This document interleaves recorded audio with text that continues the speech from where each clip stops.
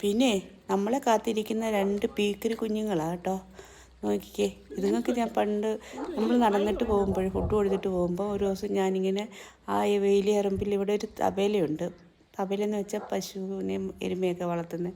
അവർക്ക് പണ്ടൊരു ഡോഗ് ഉണ്ടായിരുന്നു. അത് മരിച്ചു പോയപ്പം അവർ എവിടുന്നോ പാലുകൂടി മാറാത്ത 2 കുഞ്ഞുങ്ങളെ എടുത്തുകൊണ്ട് വന്നേ. അപ്പോൾ അവിടെ ഗേറ്റിൻ്റെ അവിടെ ഇങ്ങനെ നിന്നപ്പോൾ ഞാനൊന്ന് ശൂളം അടിച്ച് അന്ന് വന്ന് ഇച്ചിരി ഡോഗ് ഫുഡ് കൊടുത്തു. അന്ന് തൊട്ട് ഇന്ന് പുള്ളികൾ നമ്മളെ കാത്തിരിക്കും കേട്ടോ.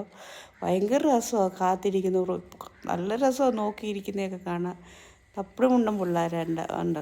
ഇപ്പം അഗ്ലി സ്റ്റേജിലോട്ട് പോവുക, വലുതായിക്കൊണ്ടിരിക്കുക.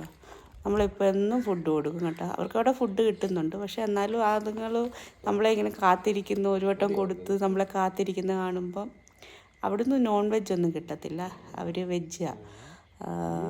പിന്നെ ഭയങ്കര രസമാണ് നോക്കിയിരിക്കുന്ന കാണാനും ഒക്കെ. പേടിയൊന്നുമില്ല. സാധാരണ കുഞ്ഞുങ്ങൾക്കൊക്കെ പേടിയാണ് നമ്മളോട് അടുക്കാൻ. ഇതാ തബേല.